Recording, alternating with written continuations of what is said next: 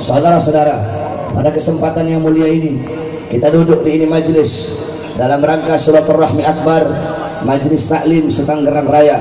Mudah-mudahan dengan duduknya kita di majelis ilmu, Allah jadikan kita hamba-hamba yang baik, hamba-hamba yang taat, hamba-hamba yang patuh kepada Allah Subhanahu wa taala. Amin amin ya rabbal alamin. Sebagaimana dalam hadis qala Rasul sallallahu alaihi wasallam li Ibn Mas'ud, ya Ibn Mas'ud, julusuka sa'atan fi majlisil ilmi la tamassu qalaman wa la taktubu harfan khairul laka min idki alfi rakabah. Bersabda Nabi Muhammad, wahai Ibn Mas'ud, engkau duduk di majlis ilmu sesaat, 1 jam, sesaat saja, beberapa saat kamu duduk di majlis ilmu, la tamassu qalaman, kamu tidak memegang pena, wala taktubu harfan, engkau tidak menulis 1 huruf, cuma duduk saja di majlis ilmu. Itu lebih utama, itu lebih bagus, itu lebih baik, itu lebih mulia daripada engkau memerdekakan 1000 orang budak. Saudara-saudara, memerdekakan 1 orang budak itu keutamaannya kelak di akhirat. Seluruh a'dha, seluruh jawarih, seluruh anggota tubuh akan merdeka dari nerakanya Allah. Memerdekakan 1 orang budak, maka bagaimana kalau memerdekakan 1000 orang budak? Sedangkan duduk di majelis ilmu lebih utama daripada memerdekakan 1000 orang budak. Oleh karenanya jangan pernah engkau bosan-bosan untuk duduk di majelis-majelis ilmunya Allah, karena majelis-majelis seperti inilah warisan baginda Nabi besar Muhammad. Nabi Muhammad tidak mewarisi harta, pangkat, jabatan, tahta, kekuasaan. Bukan itu warisannya Nabi.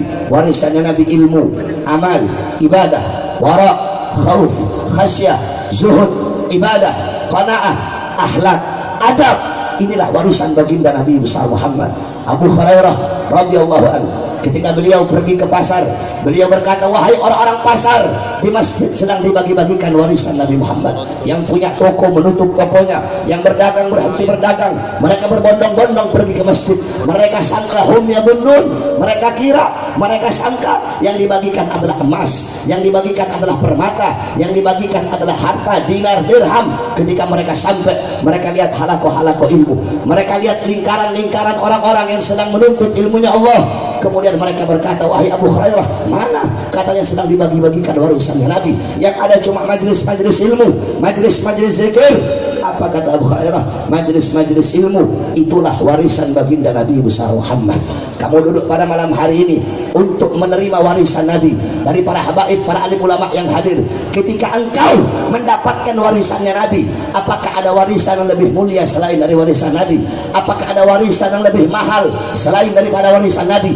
Apakah ada warisan yang lebih membuat engkau untung selamat dunia akhirat selain daripada warisan Nabi? Saudara-saudara, 1 huruf daripada ilmu yang merupakan warisan Nabi itu lebih utama, lebih mulia, lebih bermanfaat bagimu daripada triliunan warisan-warisan dunia di sana yang membuat engkau rugi di dunia dan akhirat. Oleh karenanya jangan engkau jauh dari majelis-majelis ilmunya Allah Subhanahu wa taala.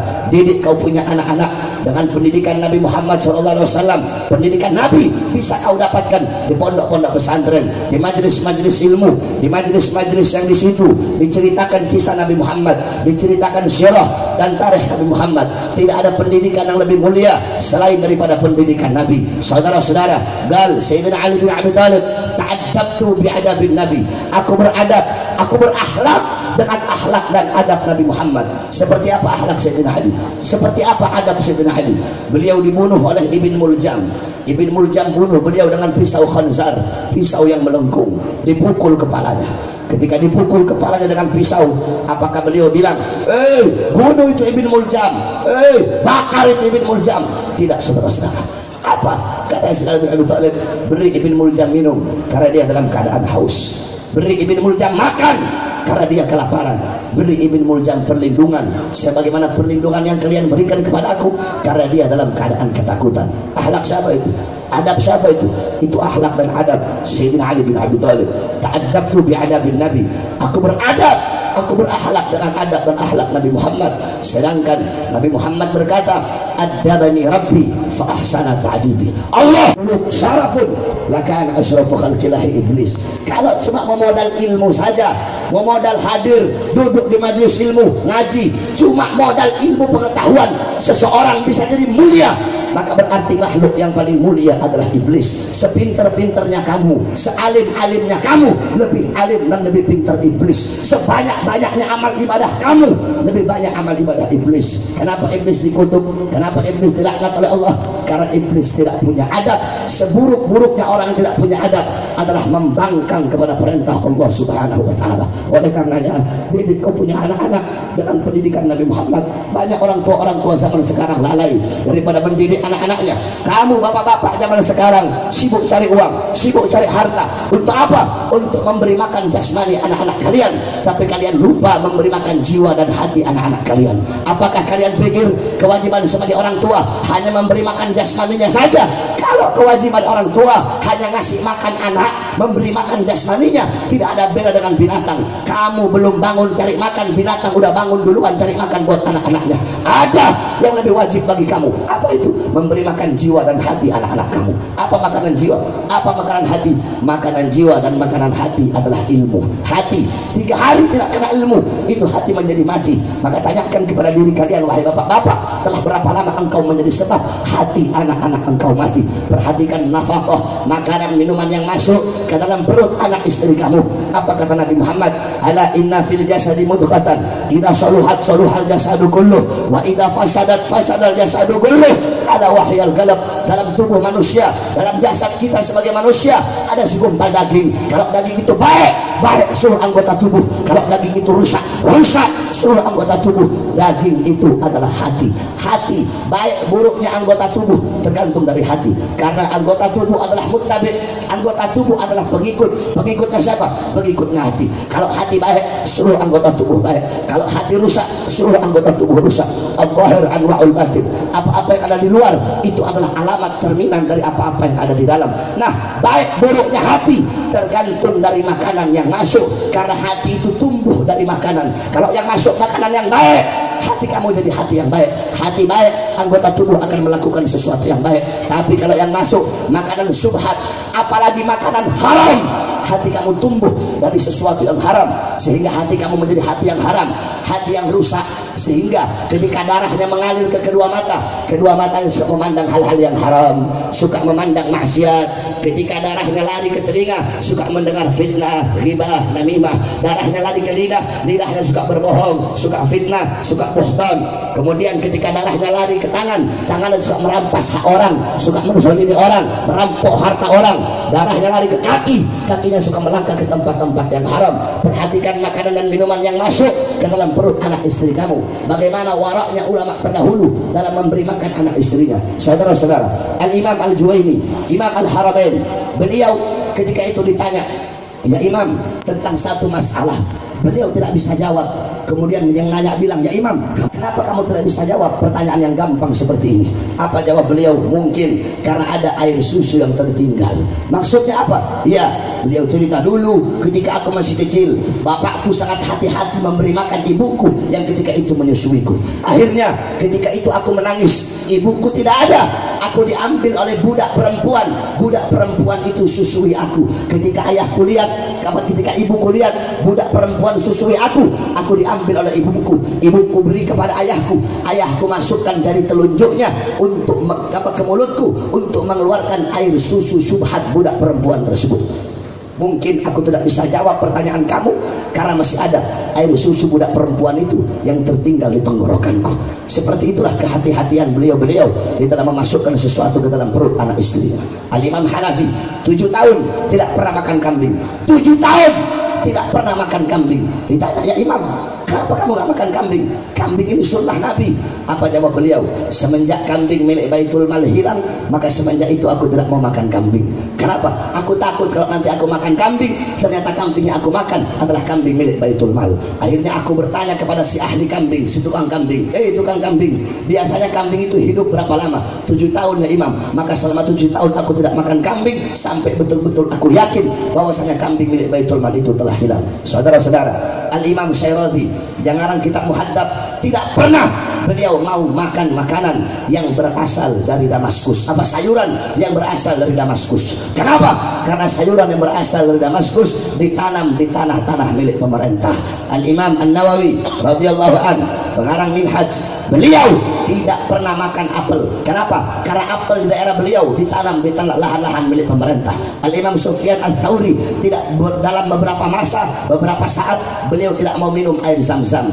Ditanya, Imam, kenapa kamu nggak minum air Zam-Zam? Beliau jawab, andaikan saya punya gayung sendiri. Maksudnya apa? Andaikan saya punya gayung sendiri, pasti saya mau minum air Zam-Zam. Emangnya kenapa? Gayung yang disediakan di sumur Zam-Zam adalah gayung milik sultan. Aku tidak mau. Sehingga apa? Kalau aku punya gayung sendiri, pasti aku mau minum air Zam-Zam. Seperti itulah warak para ulama-ulama terdahulu dalam memasukkan sesuatu ke dalam perut mereka. Oleh karenanya, perhatikan makanan dan minuman yang mana kami berhadapan dengan putih-putih ini. Ketika kami berhadapan dengan para ulama dan para santri, ketika mereka mengucapkan Allahu Akbar, hati kami ketakutan, hati kami hancur, hati kami khawatir, hati kami bergoyang, sehingga kami pun mundur. Kami tarik pasukan mundur 300 pasukan Gurkha membelot, justru jadi membela Indonesia. Saudara-saudara, tidak ada kalimat yang mereka teriakkan. Kalimat apa yang diteriakkan oleh Jenderal Sudirman, yang diteriakkan oleh Bung Tomo, yang diteriakkan oleh almarhum Al-Maghfurullah Ki Haji Hasyim Asy'ari? Kalimat apa yang diteriakkan oleh Pengrajin Diponegoro, yang diteriakkan oleh Imam Bonjol? Tidak ada kalimat yang mereka teriakkan kecuali kalimat Allahu Akbar. Oleh karenanya santri harus menjadi benteng NKRI. Betul? Anak-anak majelis harus menjadi benteng NKRI. Saudara-saudara, Indonesia telah merdeka dari Jepang, telah merdeka dari Belanda, tetapi Indonesia belum merdeka dari maksiat, belum merdeka dari mungkarat, belum merdeka dari dhalalat, belum merdeka dari sayyiat, belum merdeka dari mukhalafat. Oleh karenanya, wahai Garudaku, wahai Indonesiaku, wahai merah putihku, wahai Garuda, terbanglah engkau meninggi di tempat yang tinggi, gepakkan sayapmu, tunjukkan keperkasaanmu. Wahai Garuda, bebaskanlah dirimu dari cengkraman 9 naga. Wahai Garuda, bebaskan dirimu dari cengkraman 9 taipan. Wahai Indonesiaku, kami para santri-santri, kami para pemuda-pemudi Islam tidak akan bisa disogok, tidak bisa disuap. Barangkali banyak para pejabat-pejabat yang bisa disogok, presiden bisa disogok, disuap, betul. Menteri-menteri bisa disogok, bisa disuap, betul. Kalian negara-negara asing, kalian lupa jikalau perangkat-perangkat negara, para pejabat negara kami bisa kalian sogok. Tapi ingat, di tanah Indonesia masih tegak berdiri kami para santri-santri dan pemuda-pemudi Islam yang tidak akan pernah bisa dibeli sampai hari kiamat. Yang hak akan kami sampaikan hak, yang batil akan kami sampaikan batil. Wahai Indonesiaku, bebaskan dirimu dari tangan-tangan Cina, dari tangan-tangan Amerika, dari tangan-tangan Rusia, dari tangan-tangan asing. Berdirilah engkau sebagai negara yang besar, sebagai negara yang luas. Engkau punya segala-galanya. Kau punya kekayaan alam, kekayaan hutan, kekayaan laut. Kau punya tambang batu bara, kau punya emas, kau punya minyak, emas, permata, intan, berlian, nikel, bahkan kau punya uranium. Itulah yang membuat negara-negara asing tergiur ingin datang kepadamu, merampok harta rakyatmu untuk merampas engkau. Wahai Indonesiaku, coba kau lihat pejabat-pejabat sekarang, mereka butuh kepada kami sebagai rakyat kalau ada maunya. Betul? Pejabat sekarang butuh sama rakyat kalau ada maunya. Terus pencalonan butuh mereka sama rakyat, butuh sama ustaz, butuh sama kiai, butuh sama ulama, butuh pondok pesantren, butuh sama masjid. Bahkan istri-istri mereka yang nggak pakai jilbab, kalau udah masuk pencalonan, langsung pakai jilbab. Mak Banteng pakai jilbab, saudara. Anaknya pakai jilbab itu, si Puan Maharani itu nggak pernah pakai jilbab. Pusing kampanye pakai jilbab, saudara-saudara. Banyak yang jilbab dibikin buka tutup kayak warung, saudara-saudara. Indonesiaku, wahai merah putihku, lihatlah mereka para pejabat-pejabat, mereka janji palsu kepada kami, mereka dustai kami, mereka bohongi kami. Wahai Indonesiaku, mereka hidup enak, mereka hidup kenyang, mereka hidup senang, sedangkan rakyat kelaparan, rakyat pengangguran, rakyat mati kelaparan. Saudara-saudara, wahai Indonesiaku, presiden suruh rakyat cari racun kalajengking. Pengangguran banyak, tenaga kerja impor dari asing, kita disuruh cari racun kalajengking. Saudara, dasar muka polos otak iblis. Rajal.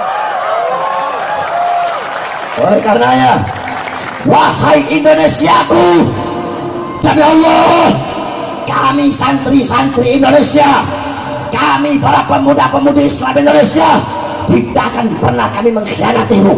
Kami bukan petugas partai, kami bukan petugas partai, kami bukan cukong-cukong, kami bukan petugas cukong, kami bukan antek-antek cukong, kami tidak bisa disuap, tidak bisa disogok, bukan seperti pejabat-pejabat sekarang.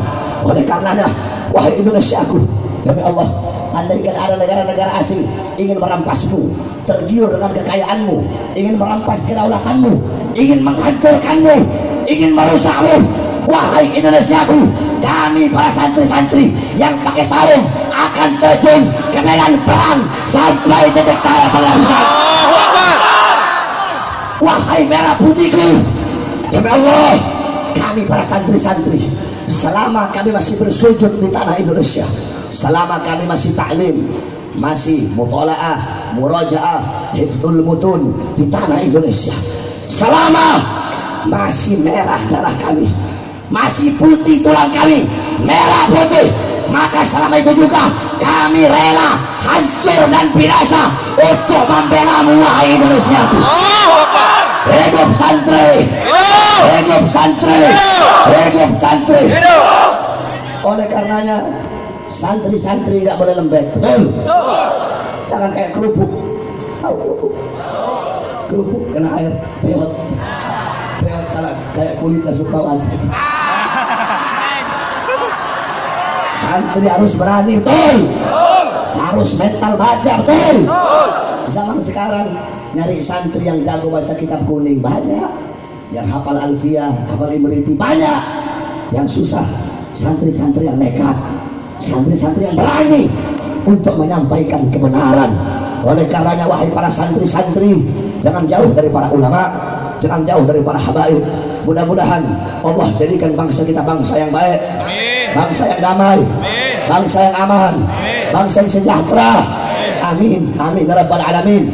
Mudah-mudahan Allah hancurkan siapapun yang ingin menghancurkan Indonesia. Allah subhanahu wa ta'ala hinakan siapapun yang menghina Indonesia. Amin ya rabbal alamin. Yang terakhir yang ingin saya sampaikan, ini penting ini. Di dalam kitab Al-Irsyad karangan Imam Ibn Immad, ruwiya an Adam alaihi salatu wassalam annahu qala li banihi idza aradtum fi'la syai'in. Nabi Adam diriwayatkan bahwasanya Nabi Adam alaihissalam berwasiat kepada anaknya. Kalau tidak salah wasiat itu kepada Nabi Allah Syith alaihissalam, anak yang mewarisi kenabian beliau. Beliau berwasiat, idza aradtum fi'la syai'in minal asya' faqaddimu thalathata umur. Kata beliau, jikalau kalian menginginkan berbuat suatu perbuatan, suatu pekerjaan, maka hendaklah kalian mendahulukan 3 perkara. Saya tidak akan membahas yang kedua, yang ketiga. Yang saya bahas yang pertama saja. Apa yang pertama? Istasyirul akhyar. Kalau kalian pengen melakukan suatu perkara, bermusyawarahlah dengan orang-orang yang baik, bermusyawarah dengan orang-orang yang saleh. Inni law istasyartul malaikata fi akli minas syajarah la asyaru alayya bitarkih. Apa kata Nabi Adam alaihissalam? Andaikan dulu aku bermusyawarah dengan malaikat di dalam memakan ini buah, aku musyawarah dulu, malaikat bagaimana ini, saya pengen makan ini buah, boleh nggak? Saya pengen musyawarah sama kamu. Andaikan dulu aku musyawarah dengan malaikat, pasti mereka akan mengisyarahkan, memberikan petunjuk, memberikan nasihat kepada aku untuk meninggalkan perbuatan memakan buah khuldi tersebut. Jadi ini adalah anjuran bagi kita. Untuk apa? Setiap melakukan satu perkara harus bermusyawarah dengan orang-orang soleh, harus bermusyawarah dengan ulama. Habib Ali, saya ini pengen kawin, ini ada 4 pilihan, si fulana, fulana, fulana, fulana, si fulana begini, fulana yang satu begini. Bagaimana menurut Habib? Saya pengen musyawarah. Habib orang ngerti mana yang harus saya pilih. Musyawarah. Habib, anak saya baru lahir, nama yang bagus apa Habib? Tolong saya minta nama Habib, apakah nama ini, nama ini, nama ini. Habib, saya mau pindah rumah, hari yang bagus hari apa? Musyawarah. Habib, saya mau kawin, hari yang bagus hari apa? Nah, dalam urusan-urusan seperti itu saja kita harus musyawarah, apalagi dalam urusan memilih pemimpin. Betul? Kamu mau pilih pemimpin, musyawarah sama ulama, musyawarah sama habaib. Habib Ali, gimana ini? 2019 ganti presiden atau enggak? Habib Ali, tolong arsyidna ahdina Habib kasih saya petunjuk, kasih saya nasihat. 2019 pilih Jokowi apa enggak? Kita petunjuk sama orang yang paham. Habib Nabil, Habib Lutfi, musyawarah, betul? Sampai-sampai dalam fikih ada namanya ahlul halli wal aqdi. Tahu ahlul halli wal aqdi? Kalau tahu saya nggak jelasin. Tahu?